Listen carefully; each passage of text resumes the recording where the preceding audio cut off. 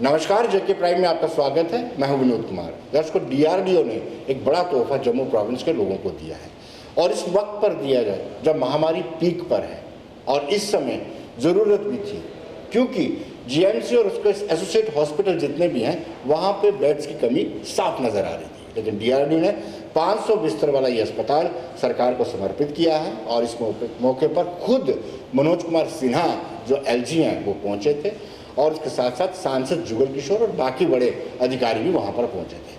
सांसद जुगल किशोर का कहना है कि इससे कहीं ना कहीं गवर्नमेंट मेडिकल कॉलेज को राहत मिलेगी, जो अतिरिक्त प्रेशर गवर्नमेंट मेडिकल कॉलेज पर उससे राहत मिलेगी।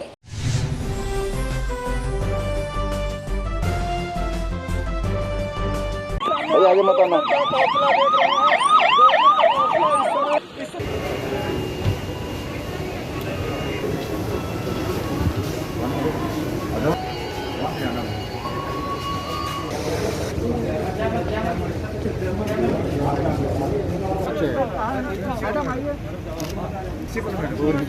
जैसा कि आप सब जानते हैं कि सारा का सारा लोड जम्मू प्रोविंस का जो था वो Jammu medical college, Gandhinagar hospital और सिटी हॉस्पिटल जम्मू में था।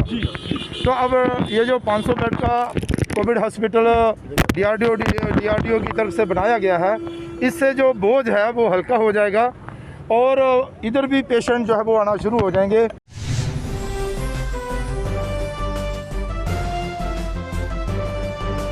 दर्शकों, वहाँ पर मौजूद FC health and medical education Atal Dulloo भी थे। उनका भी ये कहना है कि वैक्सीनेशन को लेकर के हालांकि उन्होंने भी माना कि इससे राहत मिलेगी। वैक्सीनेशन संबंधित सवाल पूछे जाने पर उनका कहना है कि जैसे जैसे वैक्सीनेशन आती जाएगी लोगों को वैक्सीनेट किया जाए।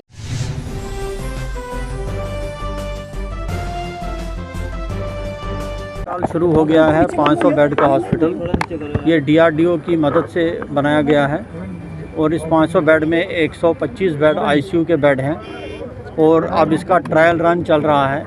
ऑक्सीजन के पॉइंट्स को चेक किया जा रहा है। जो ड्राई रन और ट्रायल रन जैसे ही कंप्लीट हो जाएगा हम पेशेंट्स को इसमें एडमिट करना शुरू करेंगे। हमारी उम्मीद है कि 1 जून से लेकर हम यहाँ पर पेशेंट्स एडमिट कर सकते हैं। जी हाँ, हम शुक्रगुजार हैं डीआरडीओ के। उन्होंने इतनी तेज़ रफ्तारी से काम किया और न सिर्फ जम्मू में बल्कि श्रीनगर में भी एक 500 बेड का हॉस्पिटल इसी तरीके का उन्होंने वो कंप्लीट कर रहे हैं, जो कि एक हफ्ते के बाद तैयार हो जाएगा। सबके लिए ओपन है लेकिन स्लॉट्स लिमिटेड हैं। जैसे जैसे हमको वैक्सीन आएगी हमें स्लॉट्स बढ़ाएंगे, नंबर ऑफ़ वैक्सीनेशन साइट्स बढ़ाएंगे। फ़िलहाल हम प्रायोरिटी दे रहे हैं। कुछ प्रायोरिटाइज ग्रुप्स हैं जिसमें जर्नलिस्ट भी आते हैं, वकील आते हैं, शॉपकीपर्स आते हैं, जिनका ज़्यादा कॉन्टैक्ट होता है पब्लिक के साथ, जिनको संक्रमण का ज़्यादा संभावना रहती है, तो उनको हम प्रायोरिटी दे रहे हैं।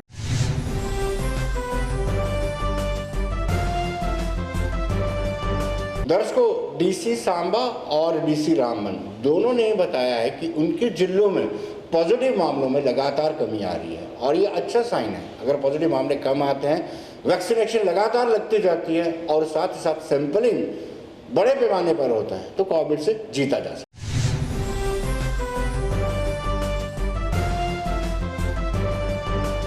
2785 यानी 2785 कोविड पॉजिटिव केसेस डिटेक्ट हुए हैं, जिसमें से 1855 रिकवर हो चुके हैं और डिस्चार्ज हो चुके हैं। 28 की अनफॉर्चुनेटली डेथ भी हुई है। एक्टिव केसेस ऑन डेट हमारे 902 हैं। हमारी जो पॉजिटिविटी रेट है वो 2.12 की है, मोर्टेलिटी रेट 1.01% है और हमारी रिकवरी रेट जो है वो 66.61% है। हमें पूरी तरह उम्मीद है कि जो हमारे इस वक्त एक्टिव केसेस हैं वो भी बहुत जल्द फुली रिकवर हो जाएंगे। एक और चीज़ जो हमने की है कि हमारे जितने भी एक्टिवेटेड कोविड केयर सेंटर्स है पंचायत लेवल पे, वहाँ पर रैट की जो टेस्टिंग फैसिलिटी है वो भी हमने प्रोवाइड की है। कल इसमें ऑनरेबल लेफ्टिनेंट गवर्नर ने मीटिंग भी ली जिसमें डायरेक्शंस इशू हुई हैं कि we have now to actually start admitting patients in these COVID care centres, specially from those houses in the panchayat जिनके पास एडिशनल वॉशरूम की या बाथरूम की फैसिलिटी अवेलेबल नहीं है। काफ़ी जो पॉजिटिविटी रेट है वो काफ़ी डाउन आया है। अगर हम रैट पॉजिटिविटी टेस्ट अपना उसकी रेट देखें तो हमारा ये लगभग 8% करते करते धीरे धीरे हमारा अब ये 2% और 1.6% जो है वो पहुंच गया है। उसके अलावा हमारा जो मोर्टेलिटी रेट है वो भी हमारा अंडर कंट्रोल है, वो भी 1.6 के करीब हमारा मोर्टेलिटी है। और हमारी इस समय जो रिकवरीज़ हो रही हैं वो रेट भी हमारा ठीक है, लेकिन उसको इम्प्रूव करने की ज़रूरत है, because ultimately we want that it should be 100%। अभी हमारा वो 41% है, तो उसमें काफ़ी इम्प्रूवमेंट की ज़रूरत है। लेकिन मैं यहाँ ये बात ज़रूर कहना चाहूँगी कि हमें ये समझना चाहिए कि ये बहुत सारे कंटेनमेंट मेजर्स और बहुत सारी रिस्ट्रिक्शंस के बाद ऐसा हो पाया है, इन एडिशन टू जो हमने किया, अदरवाइज हमने किया।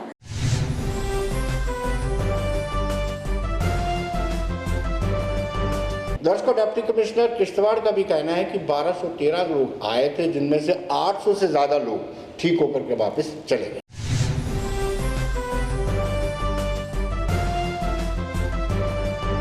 कि अभी तक सेकंड सर्ज के बाद हमारे पास 1213 केसेस हो चुके हैं जो पॉजिटिव आए हैं, और उनमें से 869 लोग जो हैं या पेशेंट्स हैं वो रिकवर हो चुके हैं, जिसमें 72 रिकवरीज जो हैं वो हॉस्पिटल से हैं, डिस्ट्रिक्ट हॉस्पिटल से।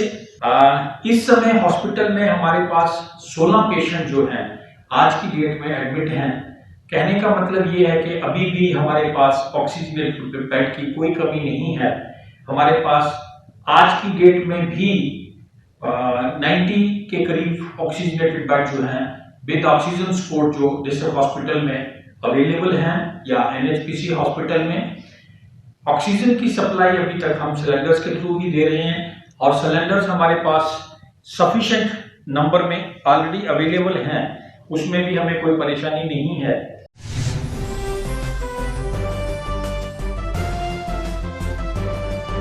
हमने भारतीय जनता पार्टी के संगठन महामंत्री अशोक कोल से बातचीत की, क्योंकि केंद्र में भारतीय जनता पार्टी की सरकार के 7 साल के कार्यकाल मुकम्मल हो चुके हैं और जम्मू कश्मीर को क्या मिला, इस पर चर्चा की।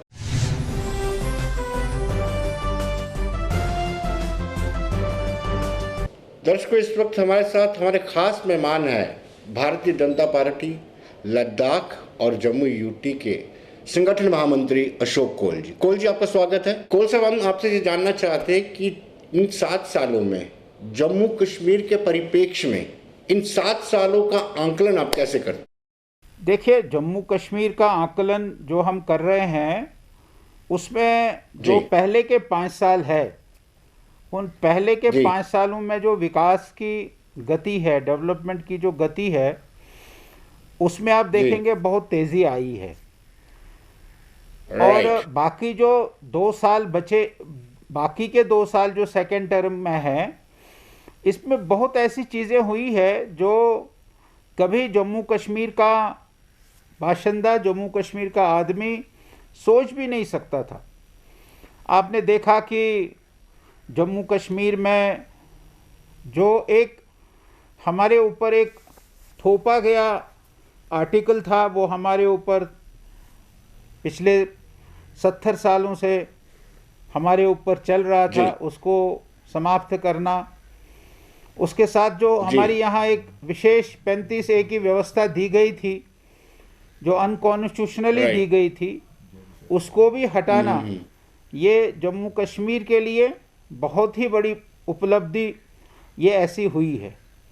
डेवलपमेंट्स के काम आप गिनाएंगे तो मैं बहुत सारे डेवलपमेंट्स के काम बता दूंगा जो पिछले 7 सालों में जम्मू कश्मीर में हुए हैं।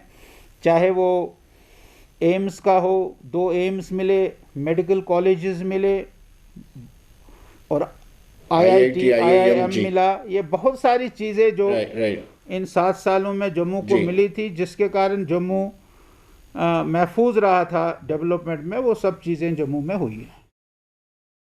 जी, लेकिन कोल साहब, लोग कहते हैं कि डिमोशन हुई है जम्मू कश्मीर की। लोग कहते हैं कि एक डिवकॉम से तहसीलदार बना दिया गया है, क्योंकि लोगों को एक्सपेक्टेशन नहीं थी कि ये यूटी बन जाएगा। ऐसा है कि आप देखेंगे जो एक पिछले 70 सालों में, और विशेषकर 370 और 35A के लगने के बाद जो हालात जी। बनी थी जम्मू कश्मीर में, और पिछले 30 वर्षों में जो कश्मीर में जी। एक खेल खेला गया था, एक आतंकवाद का, एक अलगाववाद का एक खेल खेला गया था, अब इसको ठीक करना है। ये ठीक नहीं हो सकता था बिना इसको सेंट्रल गवर्नमेंट के अधीन लाने के बगैर नहीं हो सकता था। अभी आपने देखा कि कुछ जो अभी भी हमारे सरकार में कुछ मुलाजिम ऐसे हैं जो कहीं ना कहीं अलगाववाद को आज की डेट में भी सपोर्ट कर रहे हैं और पीछे से करते आ रहे हैं, प्रमोट कर रहे हैं, उनको बाहर कर दिया है। शायद ये सब चीज़ें आप सरकार देते तो ये सब चीज़ें नहीं होती, और उसमें कोई ऐसी बात नहीं है। हमारे प्रधानमंत्री जी ने, हमारे होम मिनिस्टर ने कहा है कि हालात ठीक हो जाएंगे तो दोबारा से इसको ड्यूकॉम का दर्जा जो आप कह रहे हैं वो दिया जाएगा, तहसीलदार से हटा दिया जाएगा। जी जी जी, लेकिन आप कैसे इसका आंकलन करेंगे कि हालात को आप ठीक है हालात नहीं, आप कैसे आप मानेंगे? क्या पॉलिटिकल प्रोसेस शुरू हो तब या इलेक्शन हो तब? अभी आप देख लीजिए जी जी जी, जो हालात बहुत ही बदतर थे कश्मीर में, कोई आदमी फ्रीली घूम नहीं सकता था, पत्थरबाजी कितनी हद तक चली गई थी और अनलॉफुलनेस कितनी ज़बरदस्त थी। और वो आज आप देखेंगे कश्मीर में, आप आज घूमेंगे, हर जगह जाएंगे, ठीक है छोटे मोटे छुटपुट इंसिडेंट्स आज भी हो रहे हैं, लेकिन बहुत बड़ी मात्रा में नौजवान पत्थर नहीं उठाता है। जो घर से स्कूल के बस्ते में पत्थर लेकर आता था, छुट्टी होने पर या छुट्टी होने से पहले जब स्कूल में एंटर करता था तो पत्थर मारता था, आज वो स्थिति सारे कश्मीर में समाप्त हो गई है। सारा कश्मीर आज शांत है और लोगों को भी लगता है, अच्छे समझदार लोगों को लगता है कि नहीं, अब हालात जो है ये सुधर रहे हैं और अच्छे हालात हो जाएंगे तो वो फैसला ले लिया जाएगा। इसमें मुझे नहीं लगता कोई ज़्यादा। जी जी जी, कौल साहब आप मानते हैं कि 5 अगस्त 2019 के बाद के हालात ऐसे हैं कि जिसमें आतंकवाद को भी क्रश किया गया है और अलगाववाद को भी क्रश किया गया है? अब सवाल उठता है कि पहले 5 साल में भी आपके पास पूर्ण बहुमत था, उस वक्त माकूल माहौल नहीं था कि 370 और 35 सीट हटाया जाता? उस समय तो आपको राज्यसभा में और लोकसभा में तो बहुमत हो सकता था, लेकिन राज्यसभा में बहुमत नहीं था। और इसलिए आप देखिए, हमारे गृह मंत्री जी ने इस बिल को पहले राज्यसभा में लिया और फिर राज्यसभा से लोकसभा में लिया। तो राज्यसभा में जब उनको लगा कि नहीं, हमारी बहुमत आ गया है, बहुमत के करीब हम हैं या कुछ लोग हमको सपोर्ट करेंगे इस मामले में, विनोद जी, इसके लिए बहुत प्रोसेस हुई होगी। ये कोई 5 अगस्त जी जी बिल्कुल 2019 का ही नहीं होगा। मुझे लगता है कि बहुत आराम से, बहुत योजनाबद्ध तरीके से कई महीनों से इसकी तैयारी रही होगी। नहीं तो इतना बड़ा निर्णय, ये कोई एक दिन का निर्णय नहीं है, इसमें तो कई दिनों से तैयारी हुई होगी और उस तैयारी के साथ इस निर्णय को लिया गया, जो हमारे लिए, जम्मू कश्मीर के लिए एक बहुत ही बड़ी अचीवमेंट है, जो कभी हमने, शायद मेरे जैसे व्यक्ति ने भी इसको सोचा नहीं था कि ऐसा हो जाएगा, लेकिन ऐसा हुआ है। ये बहुत बड़ी बात है। कौल साहब, हम 7 सालों की चर्चा कर रहे हैं तो दिमाग में, जहन में ये बात आती है कि जब एजेंडा ऑफ अलायंस बनाया गया था उसमें आपने कैसे लिख दिया था कि 370 पर चर्चा नहीं होगी, क्योंकि 370 भले ही आपके 2 सांसद हुआ करते थे तब भी आपके मैनिफेस्टो में 370 टॉप प्रायोरिटी होता था। जब सरकार चलाने की बात आई जम्मू कश्मीर में तो आपने एजेंडा ऑफ अलायंस में ये लिख दिया 370 पर चर्चा नहीं होगी। देखिए, इसमें क्या था कि उस समय के हालात, सरकार ऐसे हो गई थे कि भाई हमारे वहाँ 25 आ गए थे, यहाँ 28 आ गए थे और कोई सरकार नहीं बन सकती थी। अलायंस ऑफ एजेंडा में भी कुछ समय के लिए ये बातें हमने लिखी थी, कही थी हमने कि हम इस पर चर्चा नहीं करेंगे, ये बात तो ठीक है आपकी, लेकिन उस समय जी। का जो माहौल बन गया था हमारे स्टेट में कि 28 और 25 और दोबारा से चुनाव में जाएंगे, फिर क्या हालत हो जाएगी, कैसी स्थिति बनेगी, उसको ध्यान में रखते हुए उस समय टेम्पररी वो एक एस्पेक्ट लिया गया होगा और उस एस्पेक्ट के आधार पर वो निर्णय किया गया होगा। लेकिन ये कहना कि भारतीय जनता पार्टी का वो निर्णय था, जो भारतीय जनता पार्टी बचपन से ही 1980 से ही 1953 से ही 2 निशान 2 विधान 2 प्रधान के लिए लड़ रही थी, जिस कश्मीर में बलिदान हुए मुखर्जी, वो कश्मीर हमारा है और जो कश्मीर हमारा है वो सारे का सारा है, वो सारे ये का नारा सारा है। देने जी, वाले जी। कार्यकर्ता, ये नारा देने वाले लोग इस विषय को छोड़ नहीं सकते थे। मुझे नहीं लगता है कि ठीक है टेम्पररी ऐसा कुछ अरेंजमेंट्स हो गए होंगे और हमने ये भी विचार किया होगा कि देखेंगे इससे ही कुछ हालात ठीक हो जाएंगे, बाद में इस विषय को भी ले लेंगे। कौल साहब, अपने कार्यकर्ताओं की बात की तो हमने यानी पार्टी ने कश्मीर में काफ़ी कार्यकर्ताओं को गंवाया है जिन्होंने शहादत दी है पार्टी के लिए। क्या अब भी कोई थ्रेट है? क्या आपको लगता है कि दोबारा से स्क्रूटनिंग की जानी चाहिए? जिनको सुरक्षा व्यवस्था की जरूरत है उनको सिक्योरिटी प्रोवाइड की जानी चाहिए? ऐसे हालात तो कश्मीर में होंगे। आज मैं आपको ये बताऊं कि हमारे 50 से ज़्यादा कार्यकर्ता अभी भी होटल्स में बंद है। सरकार ने अकोमोडेशन दे दी है, होटल्स में रखा है जी। और उनकी मूवमेंट तब होती है कि जब वो कंसर्न्ड एसएचओ को बताएंगे कि हमने फलानी जगह जाना है, फिर कंसर्न्ड एसएचओ उनको जी। गाड़ी देता है, उस गाड़ी में वो जाते हैं और जी। शाम होने से पहले उनको उन होटलों में वापस आना पड़ता है, जैसे वो चिड़िया जाती है सुबह और शाम को अपने घोंसले में वापस आती है। ऐसी हालात है अभी जी। हमारे कार्यकर्ताओं की। लेकिन हमारे कार्यकर्ता यहाँ शहीद भी हुए और उस शहादत के बाद भी भारतीय जनता पार्टी का कार्यकर्ता काफ़ी हिम्मत के साथ इस लड़ाई को लड़ रहा है और मुझे लगता है कि हमारा कार्यकर्ता टूटा नहीं है, हमारा कार्यकर्ता ने हिम्मत नहीं हारी है और वो इस लड़ाई के लिए तैयार है और लड़ाई लड़ेगा। कौल साहब, लोग नाराज है पार्टी से, उसकी आपको उदाहरण दे सकते हैं कि हाल ही में राजौरी जिला में आपके प्रदेश अध्यक्ष, वहाँ के महामंत्री कहा जाए विबोध गुप्ता जी, उनके खिलाफ नारेबाजी हुई है। ये नाराजगी कैसे दूर होगी? नहीं, मुझे नहीं लगता है।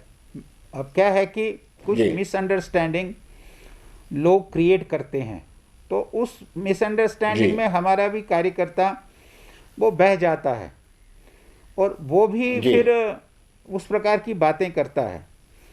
ये जो मिसअंडरस्टैंडिंग है, इस मिसअंडरस्टैंडिंग के कारण ऐसा कुछ होता है और ऐसे लोग जम्मू कश्मीर में बैठे हैं जो इन सब बातों को कहते हैं, इन सब बातों को करते हैं। लेकिन मुझे नहीं लगता है कि कहीं एक आध जगह। अब आप विनोद जी मुझे बताइए कि इस सारे महामारी में, ठीक है बाकी संगठन भी टीवी के सामने, मीडिया के सामने आते हैं और बीजेपी को कोसते हैं, लेकिन मैदान में अगर आप देखेंगे, फील्ड में अगर आप देखेंगे तो भारतीय जनता पार्टी के अलावा और कोई नहीं है। मैं इन सेकेंड वेव में हर जिले में, हर डिस्ट्रिक्ट हेडक्वार्टर पर जाकर कार्यकर्ताओं को अलग अलग 5-5, 10-10 की संख्या में मिलकर, सीनियर कार्यकर्ताओं से इलेक्टेड रिप्रेजेंटेटिव को ये कहता हूं कि लोगों की टेस्टिंग कराओ, लोगों की वैक्सीनेशन कराओ, अस्पतालों में जाओ, जो होम क्वारंटाइन लोग हैं उनको वहां खाना पहुंचा दो। ये सब कार्यकर्ता करता है। हमारे प्रधान जी सभी हॉस्पिटल्स में जाकर, हॉस्पिटल में थोड़ा लोगों का हौसला बढ़ाना, वहाँ जो हमारा स्टाफ है उसका हौसला बढ़ाना, इसका काम करता है। तो हम सब लोगों ने इस व्यवस्था के आधार पर, ठीक है कई जगह कुछ छुट-फुट के मिसअंडरस्टैंडिंग के कारण ये कुछ होता है, उसको गलतफहमी होती है, उस गलतफहमी के कारण ऐसा कुछ होता है।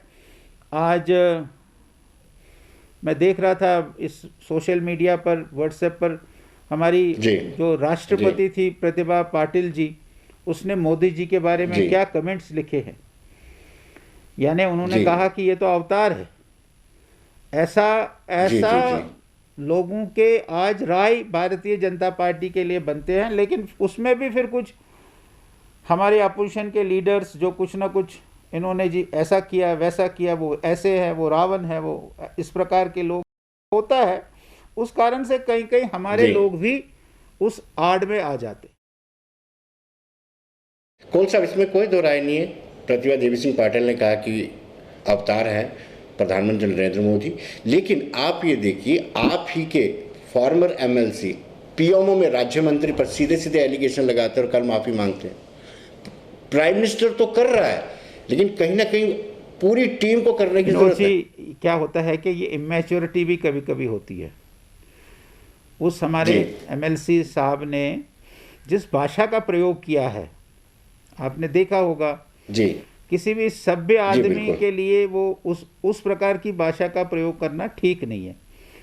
लेकिन जी उसके बाद देखिए रिफॉर्म, उन्होंने उस डीएमओ को हटा दिया, उन्होंने कमेटी बनाई जो तवी के बारे में विचार करेगी, और कमेटी ने मुझे ये रिपोर्ट मेरे ध्यान में आई है कि उसने रिपोर्ट दिया कि 51 जगह पर तवी को खुरेदा गया है, और जो नियम है कि भाई 3 फुट से ज्यादा नीचे आप तवी को नहीं खुरेदेंगे, जा नहीं सकते, उसके तो कहीं कहीं 9 फीट वो चले गए हैं।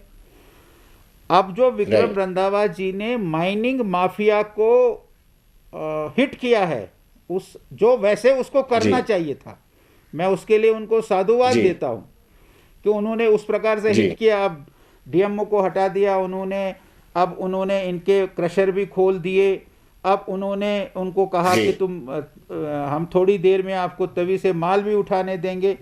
ये सारा जो नेक्सस हमारे विक्रम जी ने उस कॉन्फ्रेंस में, उस मीडिया कॉन्फ्रेंस में उठाया, उसका साधुवाद है।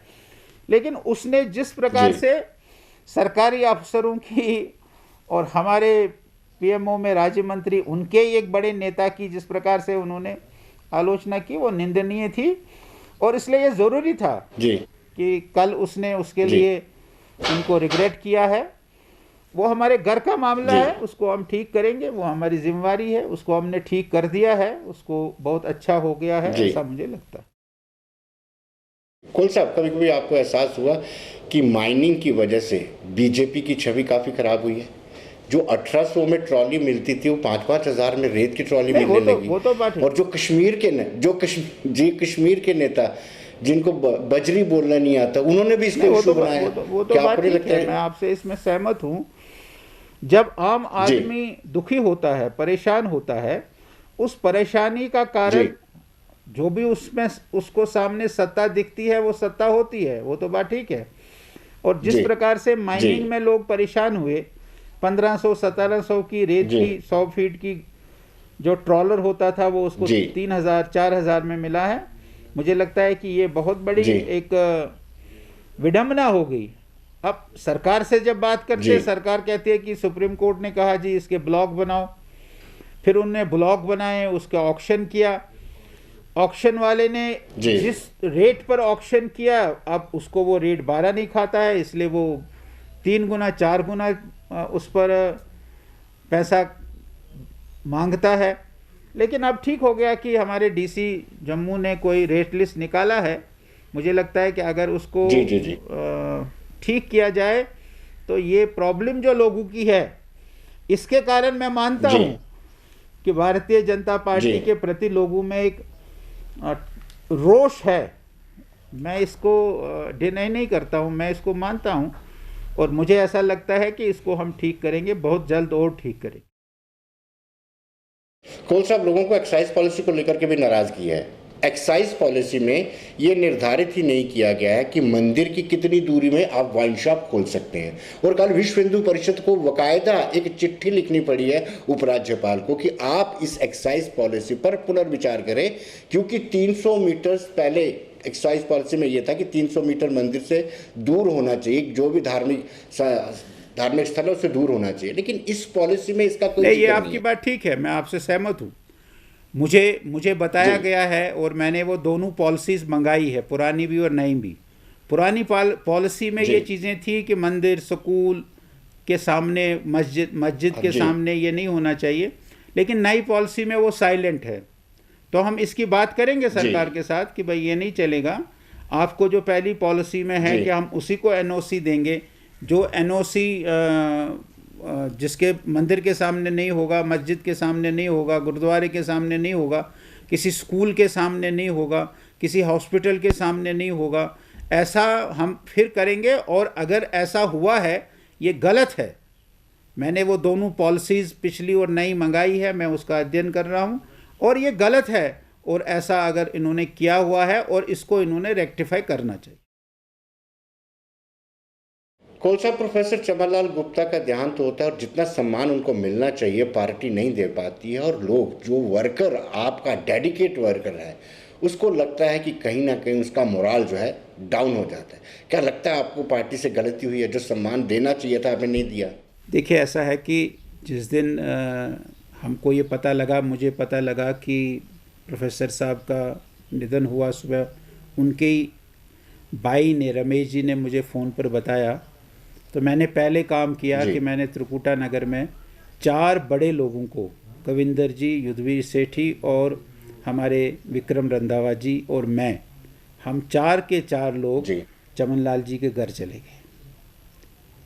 चमनलाल जी के परिवार के लोग वहाँ बैठे थे, हम उनके पास गए, अफसोस व्यक्त किया, और जो हमको करना चाहिए था, पार्टी का ध्वज देना, पार्टी का झंडा देना, उन्होंने ही इस बात को कहा कि कोविड के जो SOPs की गाइडलाइंस हैं उसके कारण हम बहुत बड़ी भीड़ अंत्येष्टि पर नहीं होनी चाहिए।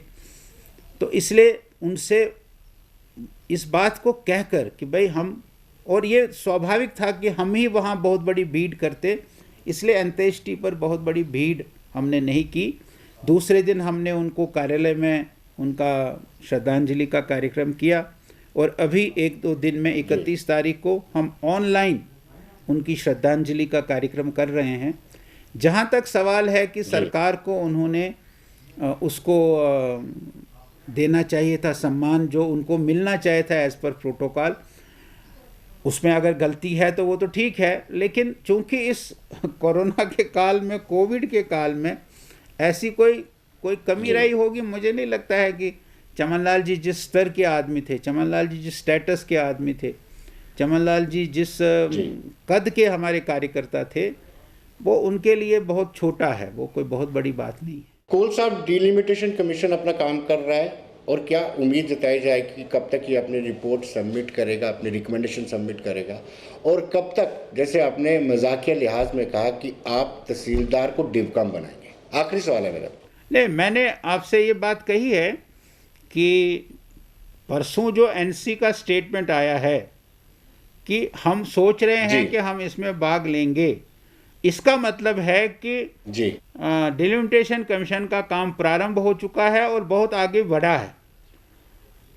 NC को ये समस्या हो गई है कि कहीं ऐसा ना हो कि हम बाहर रह जाएं और बहुत कुछ ऐसा उल्टा पुल्टा हो जाएगा, तो इसलिए वो आगे बढ़े हैं। इसलिए मुझे लगता है कि डिलिमिटेशन का काम शुरू हो चुका है काफ़ी देर से, डिलिमिटेशन का काम आगे बढ़ गया है काफ़ी देर से, और कुछ महीनों में डिलिमिटेशन कमीशन अपनी फर्स्ट रिपोर्ट दे देगी, और उसके बाद चुनाव होंगे। चुनाव के बाद वो तहसीलदार से हम डिवकॉम की शक्ल में आएंगे, ऐसा मेरा विश्वास है। नहीं कोल साहब, आप क्यों सोचते हैं ऐसा उल्टा पुल्टा होगा? क्या कमीशन कुछ उल्टा पुल्टा करने जा रहे हैं? क्योंकि अपोजिशन पहले ही आरोप लगाती है कि RSS संघ कार्यालय में बैठ के कमीशन काम कर रहा है। कोई नहीं कर रहा है। कोई डिलिमिटेशन कमीशन को कोई अपने पक्ष में नहीं कर सकता है, ऐसा मुमकिन नहीं है जी। लेकिन हमको ऐसा लगता है कि डिलिमिटेशन कमीशन अपना काम शुरू कर चुका है, और इनको ये लगता है कि कहीं ऐसा ना हो कि डिलिमिटेशन कुछ उल्टा पुल्टा करेगा, इसलिए इनको लगता है कि हमको उसमें जाना चाहिए। हम तो ना हमको पता है कि डिलिमिटेशन कमीशन काम कैसा करता है, न संघ कार्यालय को, न बीजेपी को कार्यालय को कोई ऐसी कोई जानकारी है, ना हमसे किसी ने पूछा है। हाँ, ये बात ठीक है कि पहली मीटिंग में हमारे जुगल जी और डॉक्टर जितेंद्र साहब गए थे, जी। उनसे हमने पूछा है क्या बातचीत हुई है। उन्होंने हमको बताया था कि जो उन्होंने उनसे पूछा था, जी। हमारे जुगल जी और डॉक्टर साहब ने कोई उनको एक नोट भी बना कर दे दिया है। जी। उस नोट के आधार पर वो काम कर रहे हैं, इसलिए उनको लगता है कि भाई बीजेपी के लोग शायद उनके साथ एक्सचेंज ऑफ नोट्स कर रहे हैं, जी, इसलिए उनको थोड़ा खतरा सा लग गया। जी। और जो उन्होंने किया है जी, पहले उसको जो तो पहले- ठीक करना है ना, ना उसको तो रेक्टिफाई करना ही है। उसको रेक्टिफाई करना है। ये तो बहुत बड़ी अच्छी बात। और ऐसा नहीं है कि उन्होंने कश्मीर जम्मू में किया है, कश्मीर में भी किया है। जी जी जी जी जी, कश्मीर में भी सीटें ऐसी काटी है, बांटी है जो जिसमें उनको फ़ायदा है। जी जी, तो ऐसा नहीं होगा। जो गलत किया है उसको ठीक करना, हम ये मानते हैं कि वो जो कमीशन है, डिलिमिटेशन कमीशन, उसका दायित्व है, उसको करना चाहिए। कोल साहब बहुत बहुत शुक्रिया आपका, धन्यवाद। धन्यवाद, धन्यवाद भाई साहब।